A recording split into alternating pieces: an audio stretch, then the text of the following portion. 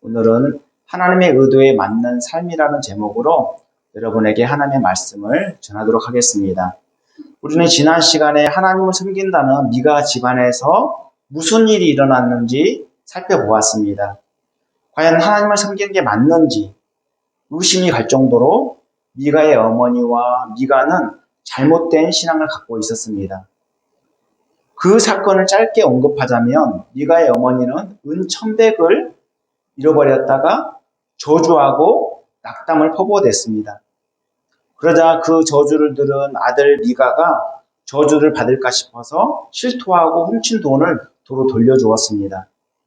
여기서 사건이 일단락되었다면 한 집안의 도덕적 패륜으로 끝났을 것입니다. 그러나 미가의 어머니는 아들의 잘못을 혼내기보다는 오히려 축복하였습니다. 심지어 하나님께 성별하여 드린다는 명목으로 신상을 만들어 집안에 신당까지 차려놓았습니다. 신당에는 조각한 신상과 부어 만든 신상, 녹여 만든 신상으로 가득했습니다. 그녀는 하나님을 형상화하고 우상처럼 섬겼던 것입니다. 그리고 미가도 어머니의 이 잘못된 신앙을 그대로 되물림해서 그 신당의 에봇과 드라빔을 만들고 심지어 자기 마음대로 아들 중 하나를 제사장으로 삼았습니다. 그리고 후에 거류할 곳을 찾아 방황하는 이 레위인 청년을 만나서 아들 제사장 대신 집안의 제사장으로 세웠습니다. 이것으로 미가는 종교적 의무를 다했다는 착각에 빠져서 현실적이고 일시적인 그런 복을 기대하였던 것입니다. 이들의 악행은 도덕적 타락을 넘어서 그 시대가 얼마나 혼합주의로 뒤범벅이 되었는지 그 실상을 낱낱이 고발하고 있습니다. 이 사건은 단순히 미가 집안에 국한된 문제가 아니라 이스라엘 전체의 도덕적 타락과 종교적 타락의 실상이 어떠한지를 극명하게 보여주는 사건입니다. 그래서 사사기 곳곳에 그때에는 이스라엘의 왕이 없었으므로 사람마다 자기 소견에 옳은 대로 행하였더라 이렇게 말씀하고 있습니다. 그만큼 온 이스라엘의 죄악이 만연했다는 것을 알 수 있습니다. 이스라엘이 이토록 죄악으로 만연하게 된 이유가 뭘까요? 그리고 미가가 레인 청년을 만나서 그 집안의 제사장으로 삼은 사건이 과연 우리에게 무엇을 교훈하는 걸까요? 저와 여러분 모두 오늘 말씀을 통해서 하나님의 의도를 깨달을 뿐만 아니라 각각 자신의 삶을 돌아보면서 거룩한 하나님의 백성으로서 하나님의 뜻대로 온전히 순종해 나가면 좋겠습니다.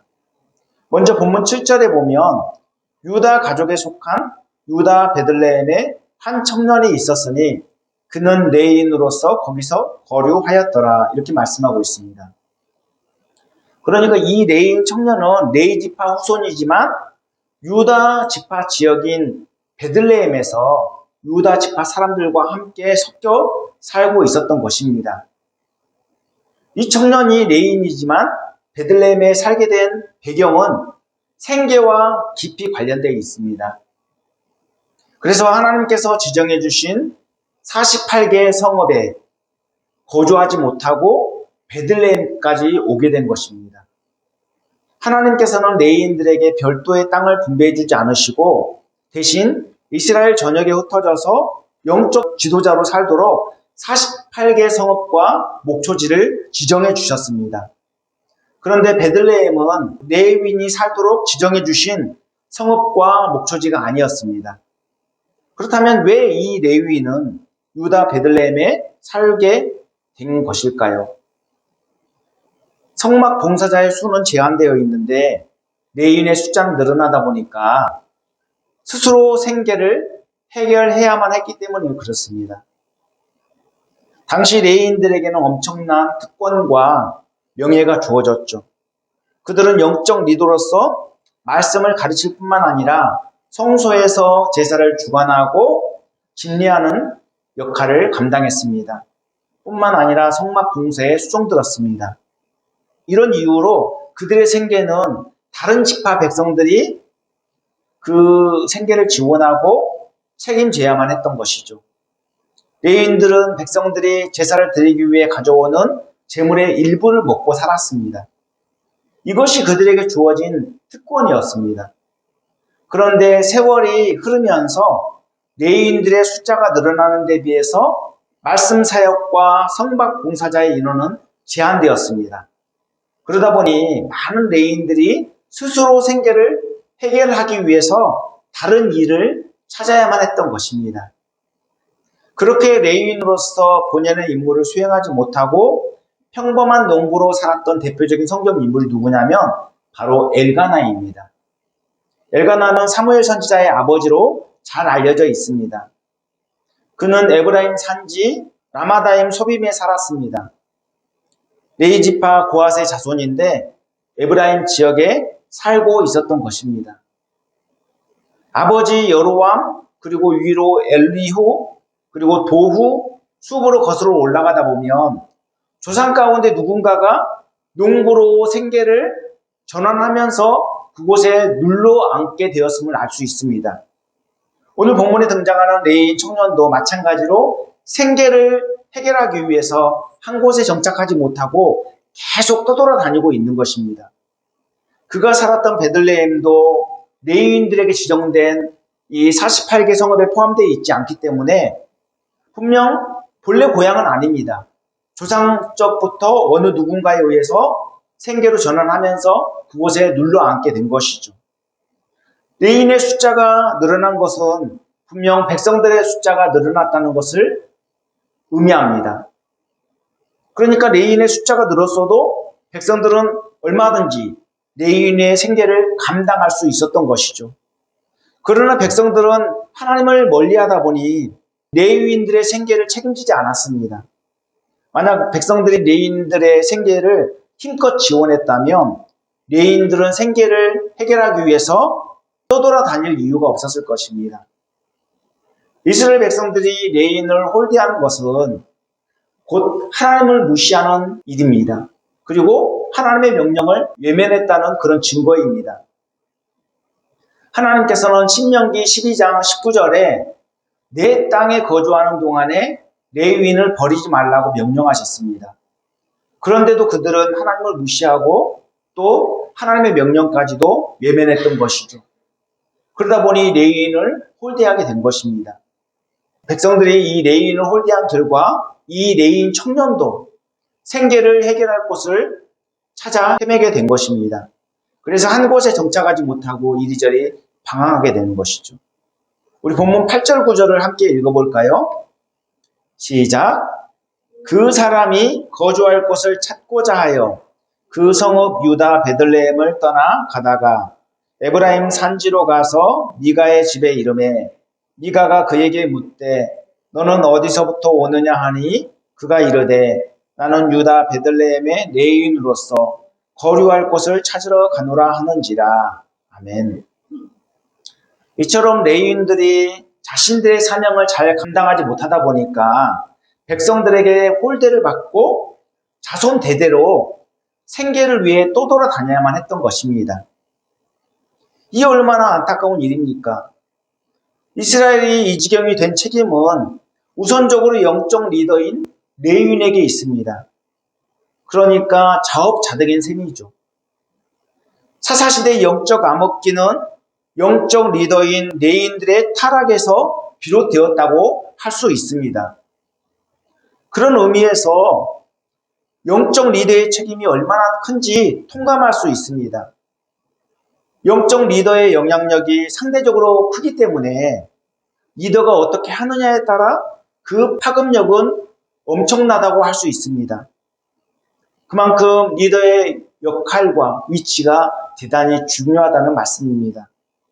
리더가 하나님과 밀착하면 밀착할수록 성도들의 삶은 풍요로워지기 마련입니다. 반면에 리더가 하나님과 멀어지면 멀어질수록 성도들의 삶도 팍팍해질 수밖에 없는 것이죠. 그 피해는 고스란히 백성들의 몫으로 돌아갈 수밖에 없다는 말씀입니다. 그러므로 리더가 하나님께 집중할 수 있도록 좋은 환경을 만들어주고 적극적으로 협력하는 것이 매우 중요합니다.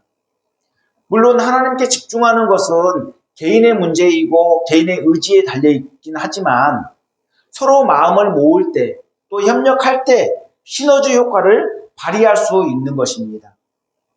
리더가 본연의 임무보다 다른 일에 많은 시간들을 빼앗긴다면 사역의 질은 그만큼 떨어질 수밖에 없어요.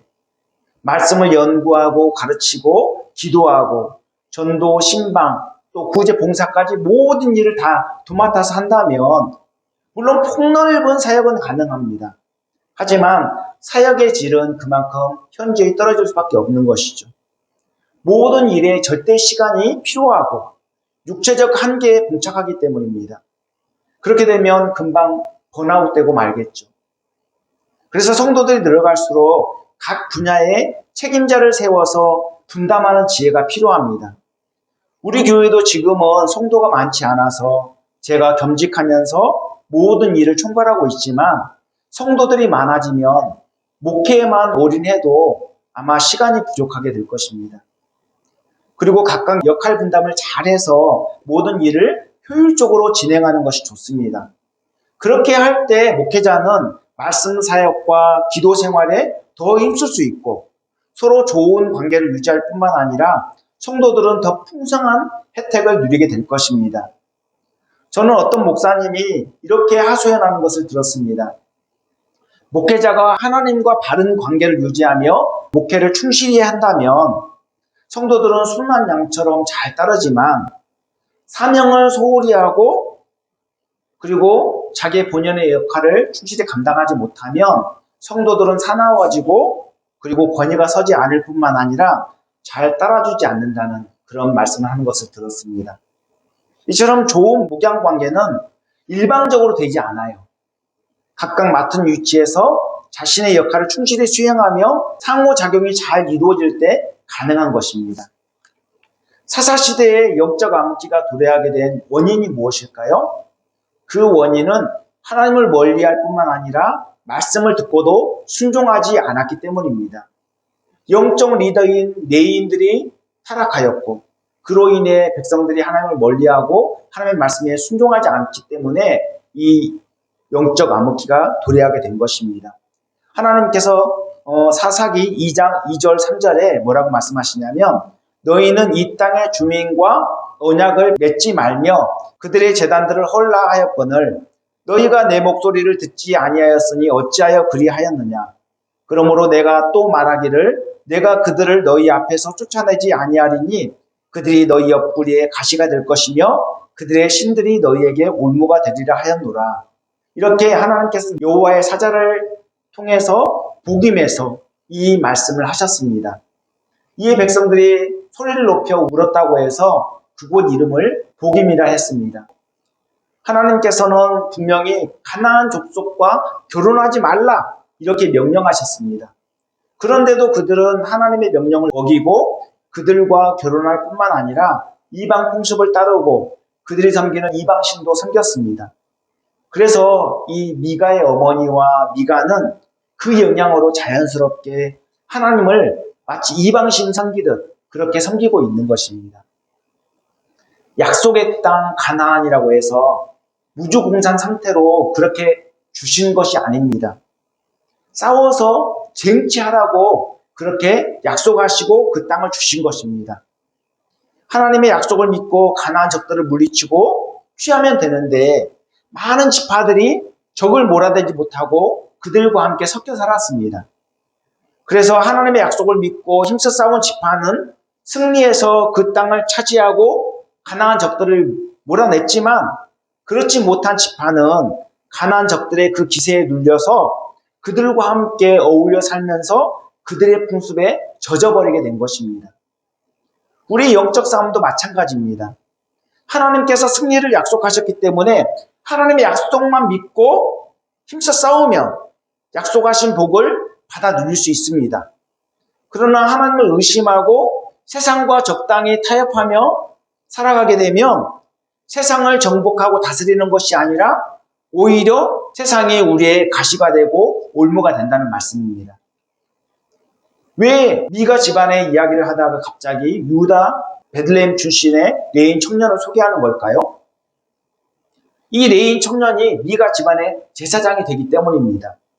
본문에 보면 이 레인 청년이 미가의 제안을 받아들여서 미가 집안의 제사장이 되는 것을 알 수 있습니다.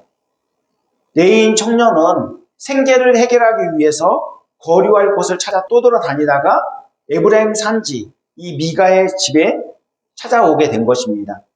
그런데 미가가 먼저 매력적인 제안을 합니다. 레인 청년 입장에서는 얼마나 기대했던 제안입니까? 미가 집안의 제사장이 되면 자연스럽게 생계 문제를 해결할 뿐만 아니라 자신이 그토록 그렇게 사모했던 제사장으로서 본연의 임무와 역할을 수행할 수 있으니 얼마나 영광스럽고 보람된 일이겠습니까? 그래서 흔쾌히 미가의 제안을 받아들이게 됩니다. 우리 본문 10절 11절을 다시 한번 함께 읽어볼까요? 시작. 미가가 그에게 이르되 내가 나와 함께 거주하며 나를 위하여 아버지와 제사장이 되라. 내가 해마다 은열과 의복 한 벌과 먹을 것을 주리라 하므로 그 레인이 들어갔더라. 그 레인이 그 사람과 함께 거주하기를 만족하게 생각했으니 이는 그 청년이 미가의 아들 중 하나같이 됨이라. 아멘. 미가는 이 레인 청년에게 아버지, 즉 집안의 어른처럼 제사장 역할을 해줄 것을 제안했습니다. 아버지처럼 집안의 어른처럼 섬길 것을 제안하며 그렇게 제사장이 되어줄 것을 요청했던 것이죠.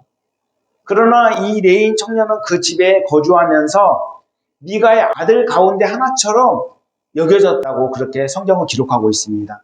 실은 미가는 처음에 그를 받들어 모실 것처럼 제안했지만 함께 살면서 그 아들 가운데 하나처럼 여겨질 정도로 그렇게 하대하였던 것입니다. 실은 미가가 자기 마음대로 하는 이유는 하나님을 왕으로 인정하지 않기 때문입니다. 미가는 하나님을 경외할 줄 모릅니다. 그래서 어머니의 돌을 훔쳤다가 도로 돌려주었습니다. 그것도 저주받을까 싶어서 돌려준 것입니다. 그리고 어머니가 만든 집안 신당에 에봇과 드라빔을 만들어 두기도 했습니다. 심지어 자기 마음대로 아들 중 하나를 제사장으로 삼았습니다. 이런 상황에서 거류할 곳을 찾지 못하고 방황하는 이 레위인을 만났으니 얼마나 반가웠겠습니까? 어쩌면 미가는 레위인 청년이 자기 집에 온 것을 하나님께서 베푸신 은총으로 그리고 은총의 증거라고 믿었을 것입니다. 모든 것이 하나님의 섭리 가운데 있죠. 그러나 이것은 무리한 추측입니다. 자의적 해석은 금물이죠. 하나님의 뜻과 무관하게 편견에 치우칠 수 있기 때문입니다. 그래서 말씀에 근거한 바른 영적 시각을 갖는 것이 너무나도 중요합니다. 말씀에 근거한 바른 영적 시각을 갖지 못하면 모든 것을 자의적으로 해석할 수 있기 때문에 하나님의 뜻에 위배된 그런 행동을 취할 수 있습니다. 그래서 위험한 것이죠. 미가는 모든 일을 자기 마음대로 행하다 보니 그가 어떤 사람인지 파악하지도 않은 채 급한 마음에 자기 집안의 제사장이 되어달라고 제안했던 것입니다. 단순히 그가 레인이라는 그 이유 하나만으로 자신의 집에 제사장이 되어달라고 제안을 했던 것이죠. 레인 청년은 미가 집에 거주하면서 집안에 차려진 신당과 그 안에 새기고 부어 만든 신상들을 보았을 것입니다. 그리고 미가 집안 사람들이 그것을 어떻게 우상시하고 있는지 다 알았을 것입니다. 그리고 에봇과 드라빔을 우상시하는 모습까지도 다 보게 되었을 것입니다. 분명 미신적인 것이고 하나님 보시기에 가증스러운 것이죠. 하지만 아무 말도 하지 못한 채 고용된 제사장으로서 그렇게 역할만 수행하고 있는 것입니다. 오늘날 이와 같은 모습이 우리 한국교회 안에서도 너무 많이 벌어지고 있어요. 어떤 교회는 수석 장로님이 잘못하는데도 모두가 그 잘못을 묵인하고 아무 말도 하지 못해요. 담임 목사님조차도 잘못을 이야기하지 못하더랍니다. 왜냐하면 그 교회의 예배당을 수석 장로님이 헌금해서 건축했고 막강한 파워를 갖고 있기 때문입니다.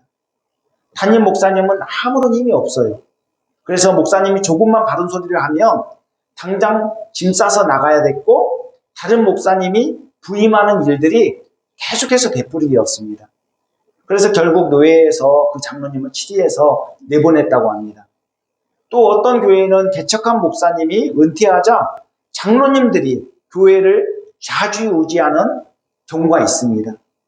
개척한 목사님이 은퇴하기 전에는 목사님의 기세에 눌려 있다가 그 목사님이 은퇴하니까 장로님들끼리 세력을 형성해서 힘을 과시하고 있는 거예요.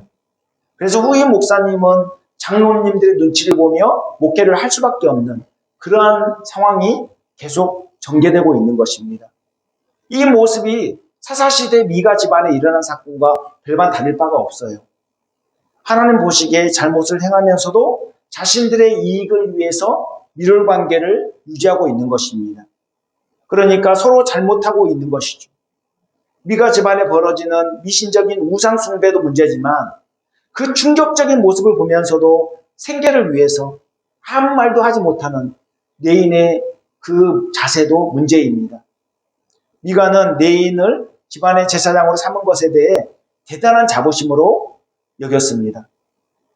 그의 어머니가 하나님께 거룩하게 드린다는 명목으로 신상을 만들었던 것처럼 미가도 레인 제사장을 고용한 것에 대해서 하나님께 성별하여 행한 것으로 그렇게 만족스럽게 여기고 있었던 것입니다. 그래서 본문 12절에 미가가 그 레인을 거룩하게 구별하매 그 청년이 미가의 제사장이 되어 그 집에 있었더라 이렇게 말씀하고 있습니다. 여기 보니까 미가의 제사장이 되어라고 이렇게 나와 있죠. 하나님의 제사장이 아닌 미가의 제사장이 되어. 그 겉보기엔 하나님의 제사장처럼 보여지지만 실상은 미가를 위해서 미가의 제사장이 되어서 고용된 것입니다. 이런 어색한 관계는 서로의 이해가 맞물리면서 서로 만족스럽게 여기고 있는 거예요. 하나님을 무시한 채 자신들의 이익만 생각하기 때문에 레인이 미가와 함께 거주하기를 만족하게 여겼다 이렇게 이야기하고 있습니다. 그리고 본문 13절에 이에 미가가 이르되 레위인이 내 제사장이 되었으니 이제 여호와께서 내게 복을 주실 줄 아노라 하니라 이렇게 말씀하고 있죠. 이제는 미가는 기복적인 신앙을 갖고 있습니다. 하나님의 의도는 전혀 고려하지 않은 채 형식만 갖추면 하나님께서 복 주실 걸로 착각하고 있는 거예요. 한국 교회 안에도 이와 같은 모습이 많습니다. 하나님의 영광을 외면한 채 자기 이익을 위해서 잘못된 방법으로 복을 구하는 일들이 얼마나 많이 일어나고 있습니까? 어떤 목사님이 함께 엘리베이터를 타고 올라가고 있습니다. 그런데 어떤 성도들이 이야기하는 것을 그냥 자연스럽게 듣게 되었습니다. 어떤 한 성도님이 다른 성도님에게 너 권사 땄니? 이렇게 물어봤습니다. 그랬더니 그 질문을 받은 그 성도님이 아직 못 땄는데 이렇게 대답을 하더랍니다. 그러자 그 물었던 성도님이 그렇게 교회를 오래 다녔는데 아직까지 권사도 못 따고 뭐 했냐 이렇게 핀잔을 주더랍니다. 이분들은 권사직을 세상에서 자격증 따는 것으로 그렇게 인식하고 있는 것 같아요. 권사 타이틀을 얻으면 더 세상적인 명예와 지위를 얻고 세상적인 복을 얻는 것일까요? 그렇지 않습니다. 직분은 하나님께서 은혜로 주시는 성직으로서 봉사적인 성격을 갖고 있어요. 봉사직이라고 해서 전혀 복을 주시지 않고 일만 하라고 하는 게 아닙니다. 권사직에 하나님의 복이 분명히 따르기 마련이죠.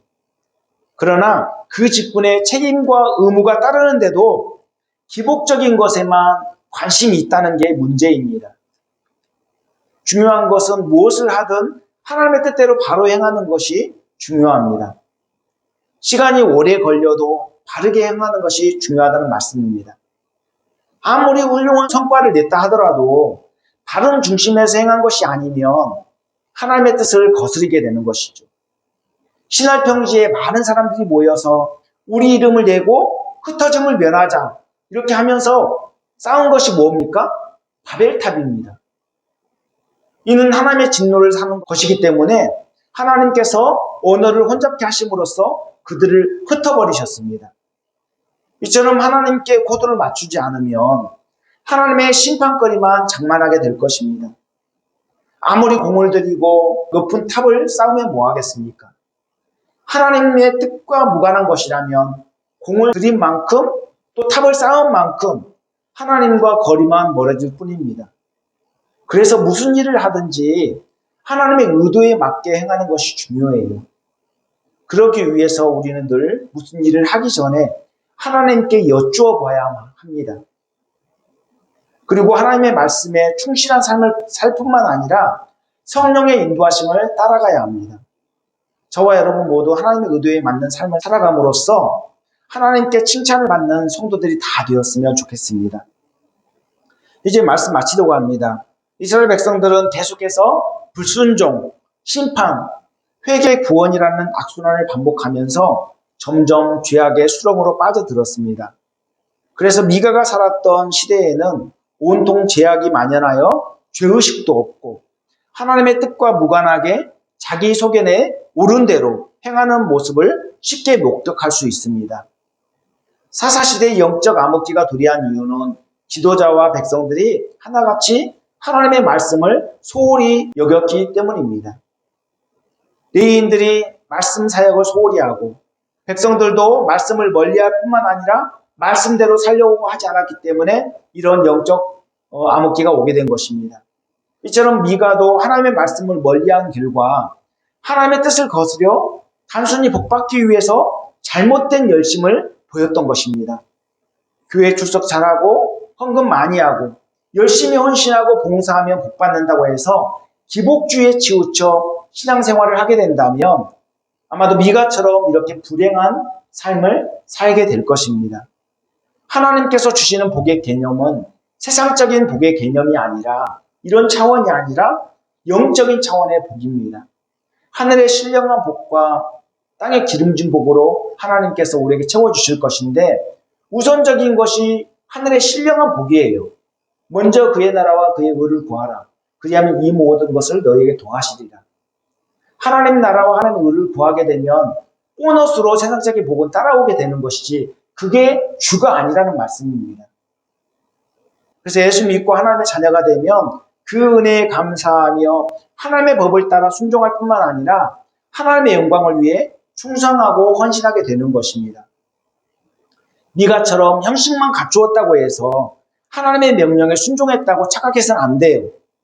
하나님의 뜻과 일치하지 않으면 잘못된 열심이 오히려 하나님의 심판거리만 장만하는 그런 결과를 초래하게 될 것입니다. 우리는 하나님의 절대 주권을 인정하는 사람들입니다. 하나님의 절대 주권을 인정하는 사람은 모든 일을 성경에 비추어 하나님의 뜻을 따르는 자들입니다. 그래서 하나님의 말씀을 가까이 하고 영적 분별력을 구할 뿐만 아니라 매일매일 성령의 인도하심을 따라 살려고 몸부림쳐야 되는 것이죠.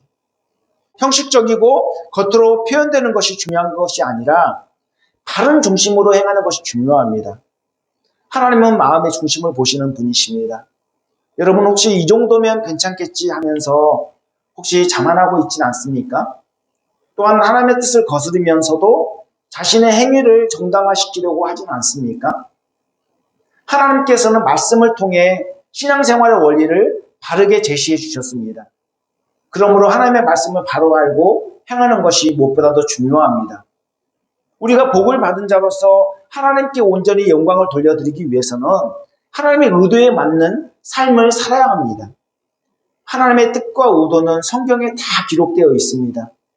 그래서 설교자는 그 뜻을 풀어서 설명해 드리기 위해서 애를 써야 하고 말씀을 전하는 자와 받는 자 모두 하나님의 뜻을 깨닫고 바르게 행하기 위해 말씀에 집중하는 삶을 살아야만 하는 것입니다. 우리는 거짓과 불의가 판을 치는 세상을 보고 있습니다. 지금 21세기인데도 여전히 거짓과 불의가 판을 치고 있어요.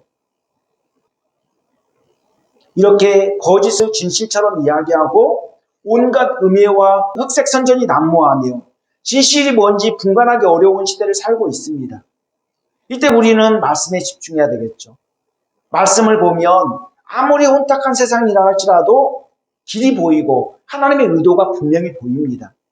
저와 여러분 모두 하나님의 말씀을 통해 하나님의 의도를 알 뿐만 아니라 더디더라도 그 하나님의 뜻을 깨닫고 하나님의 뜻대로 행하면 좋겠습니다. 기도하겠습니다. 사랑과 은혜가 풍성하신 하나님, 지금은 사사시대처럼 도덕적 타락과 영적 타락이 극에 달한 시대입니다. 죄의식도 없고 정의와 공정이 무너진 시대를 살고 있습니다. 특별히 대선을 앞두고 있는 상태에서 지도자들조차도 나라와 국민을 사랑하는 마음 없이 권력을 쟁취하여 자신들의 이속을 챙기는데 혈안이 되어 있는 모습을 보게 됩니다. 그리고 종교 지도자들조차도 예수 이름을 빙자하여 자신들의 이익을 추구하려는 모습을 보이고 있습니다.